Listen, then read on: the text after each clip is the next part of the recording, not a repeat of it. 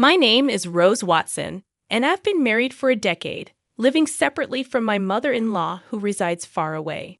Recently, I learned that she's retired and suffering from a debilitating backache, preventing her from working. Consequently, my husband has been diligently sending her money each month. "Hey, make sure to transfer this month's money to Mom, will you?" he asked. I assured him, "Sure, no problem. I won't forget." "Even if I forget everything else, thanks. That helps a lot. I appreciate it." My husband visits his mother at least once a month, assisting her with tasks she can no longer manage.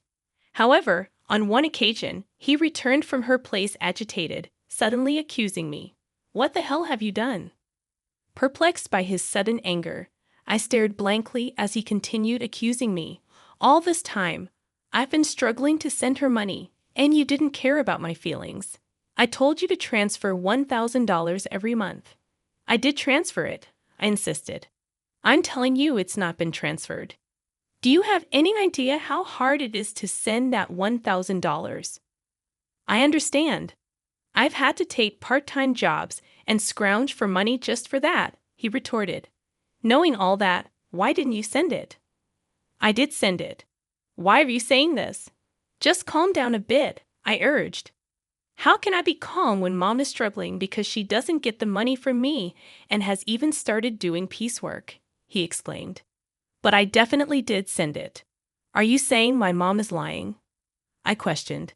"Then there's no way my mom would lie to me. You can't just make an assumption and then get mad when it's not true. I don't even know why this is happening. I've been sending her the money you give me every month." "Then why is she doing piecework?" "She's in pain, lifting heavy boxes." "I don't know about that. I haven't seen it."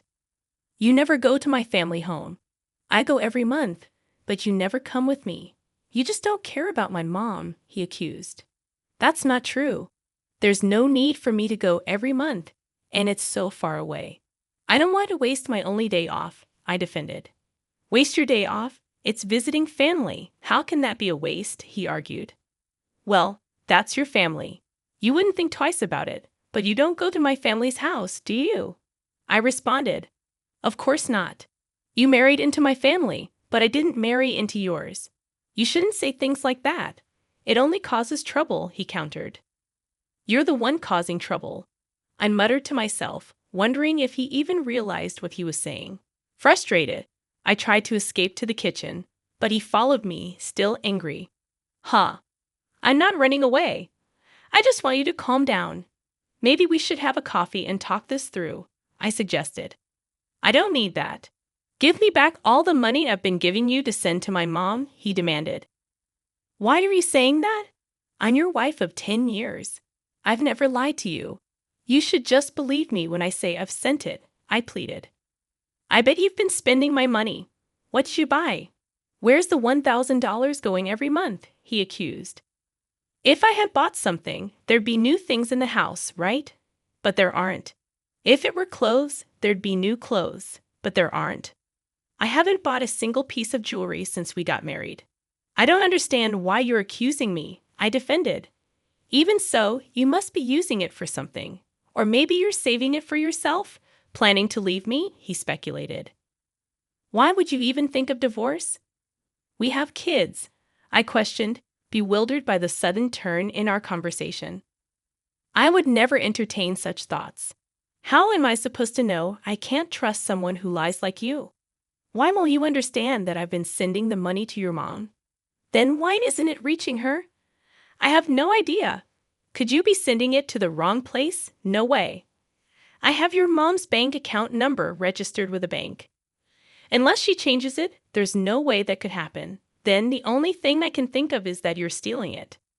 "Stealing?" "Yeah, that's right. You're stealing my money, not sending it to my mom.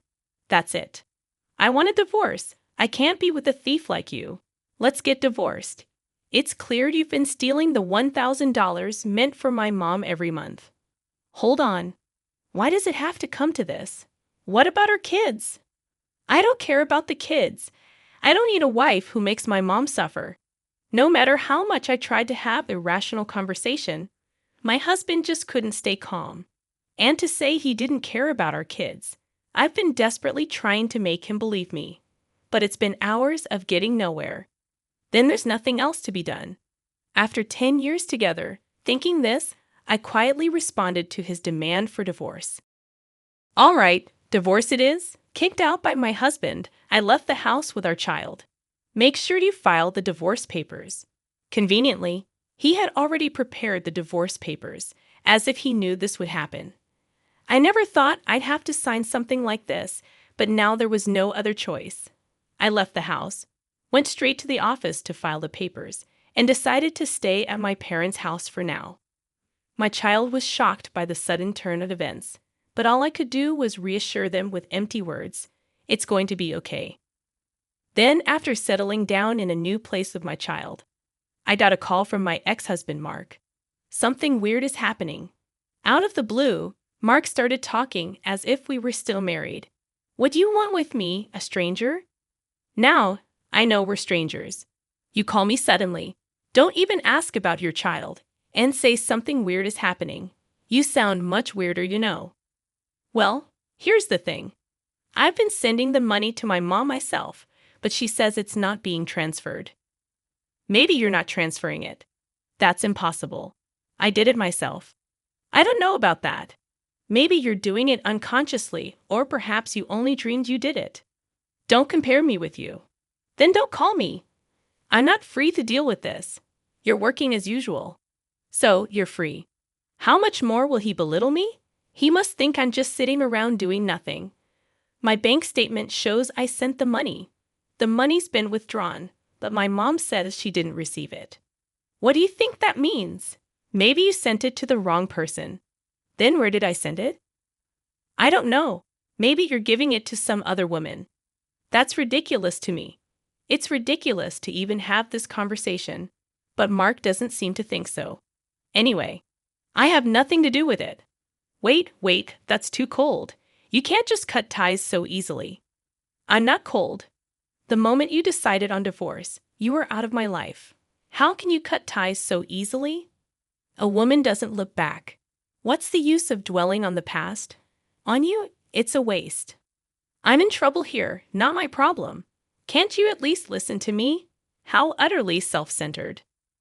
All right then, start from the beginning. Tell me what's happening and what's going on. Well, it was the day I said I wanted a divorce, remember?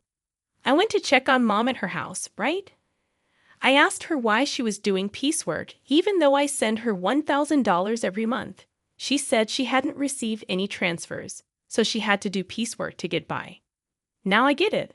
That's why you were so angry, and you thought I was pocketing the money. Yeah, that's right. But even when you transferred it yourself, it didn't get there. Yeah, that's what's happening. So doesn't that mean it wasn't me? Well, I don't know about that. When you were in charge, maybe you were pocketing the money. That's awful. If that's what you think, then I'll go to your family's house myself. What are you going to do there? Maybe I'll find out something if I go. Yeah, maybe.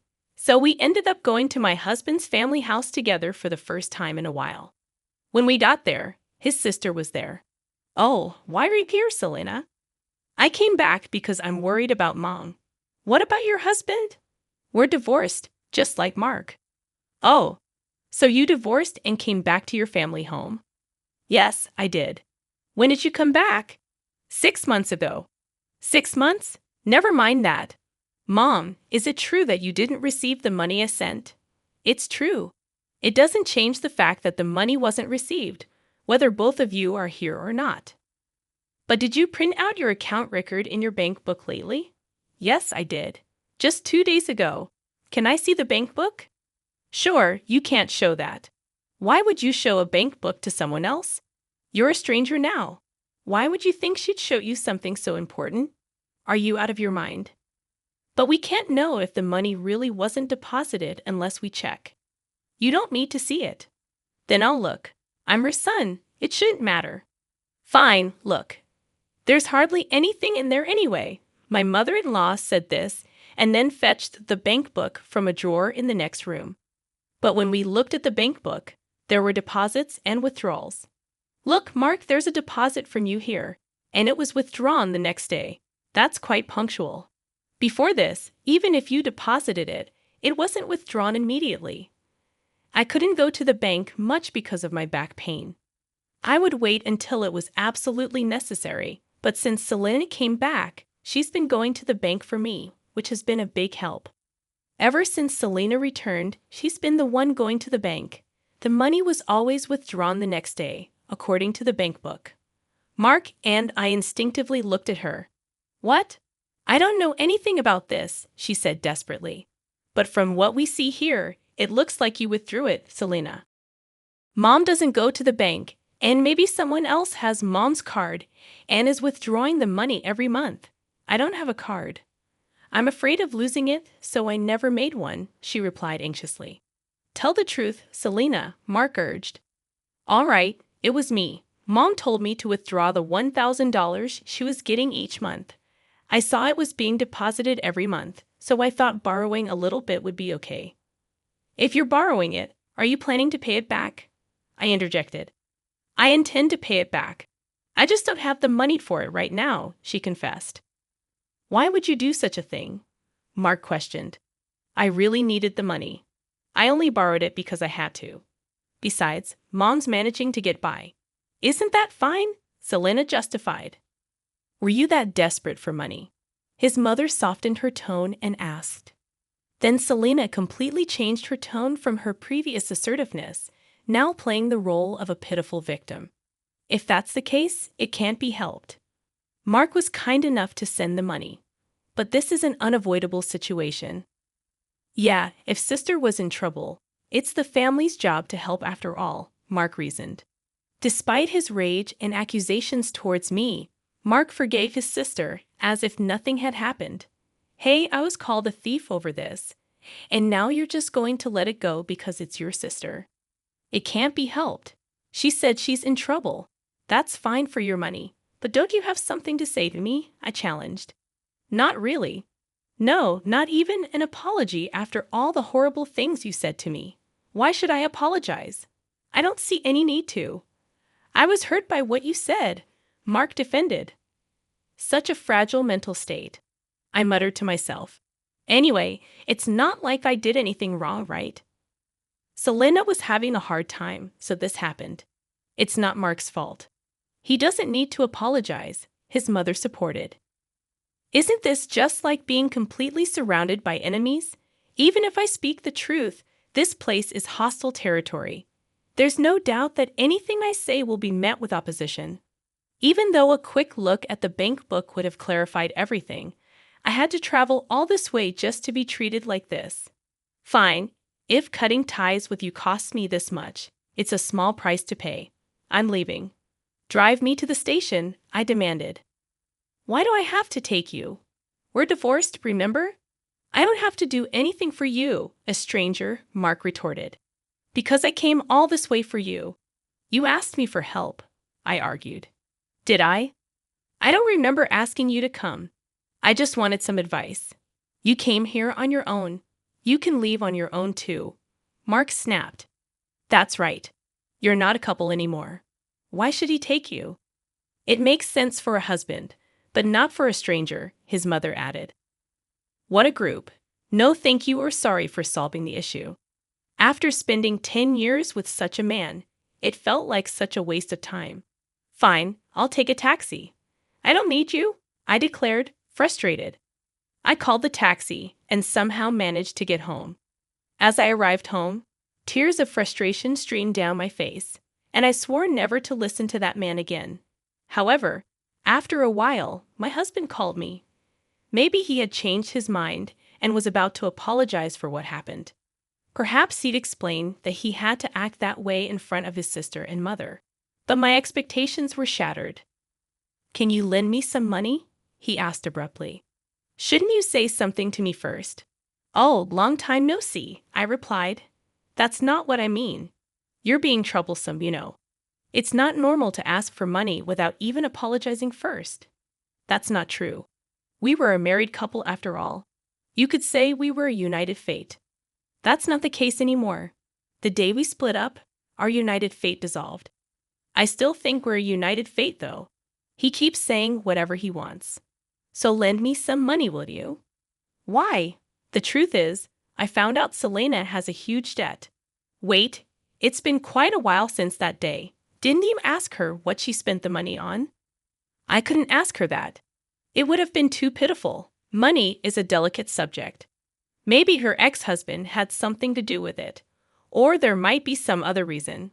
Sure, there must be some reason. But you should have asked about it for the future, right? I trusted her because we're family, and yet there was no trust for me at all. Well, I've known Selena way longer than I've known you. Yeah, since we were born. That's why I trusted her. I thought everything would be fine, but in the end, it wasn't fine. So what happened? It turns out she had a huge debt, and the $1,000 a month wasn't enough. How much does she need then? She wants to repay it all at once. It's true that paying it off in one go would save on interest, but I don't have that kind of savings. So why did you contact me? Because you said you had a good amount of savings when we were in the car going to your parents' house. I remember. I was insulted by him, saying I must be struggling without money since our divorce, and that I would have stolen the money if he continued to ask me to make the transfers. Angered by his belittling words and the assumption that I couldn't survive on a part-time job, I ended up revealing that I was trading stocks and making a good profit. But would that lead to an ex-wife being asked for a loan? Selena says she's in debt for $30 million. $30 million? Yes, so please lend me the money.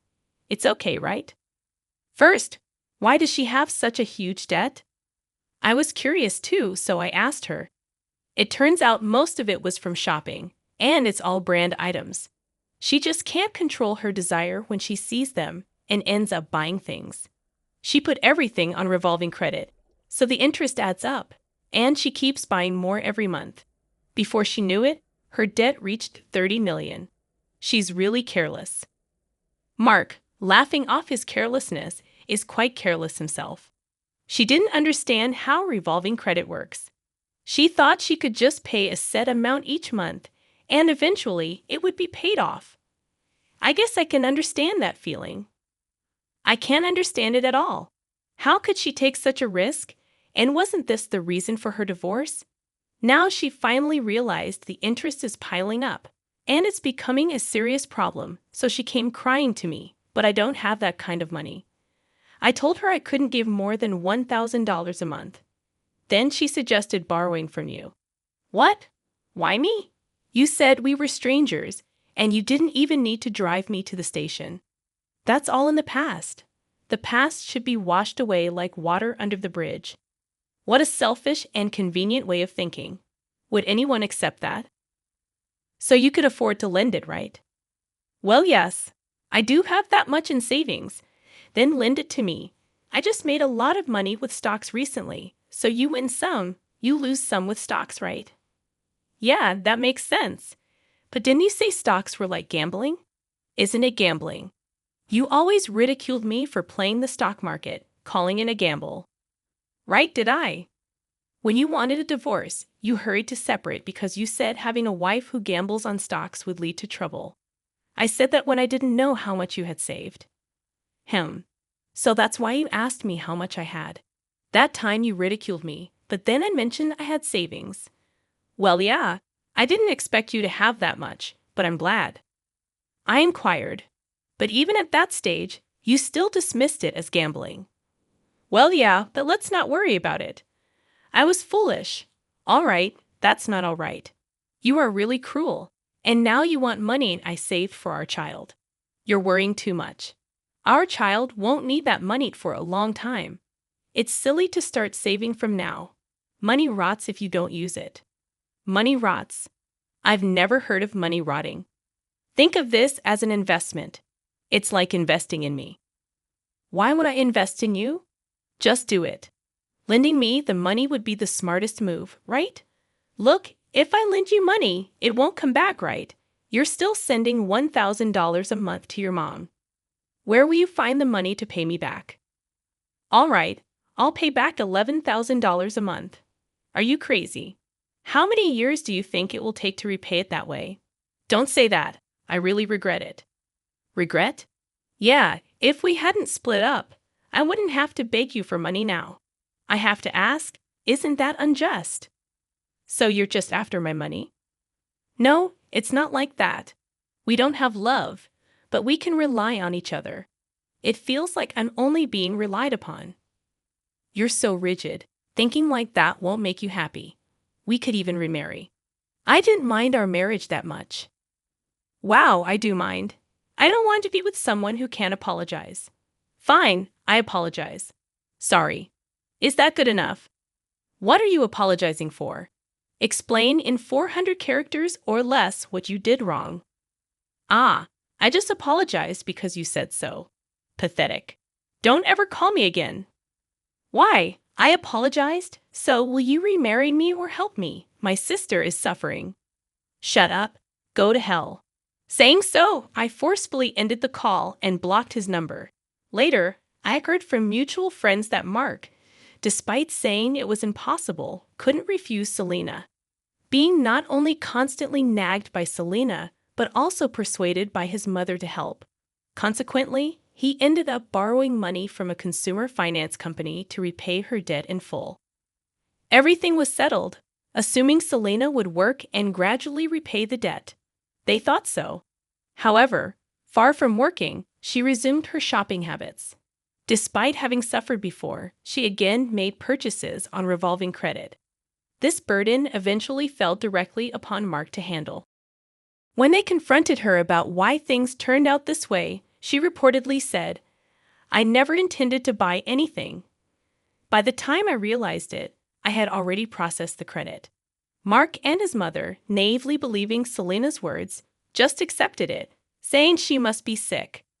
They neither devised any solutions nor took her to a hospital, despite thinking she is ill. While saying this, Selena, wearing expensive clothes and jewelry, is reportedly laughing over tea with friends, saying, "Really, Mark is so easy to manipulate." Eventually, they couldn't escape the debt and had to sell their family home. Now Mark, his mother, and Selena ended up living together, but they couldn't afford the rent for the apartment they used to live in, so the three of them moved. Apparently, their life is quite difficult now. It seems only Selena is enjoying it, but neither Mark nor his mother realized this. On the other hand, I continued to profit from the stock market and now live a comfortable life in a spacious apartment with my child.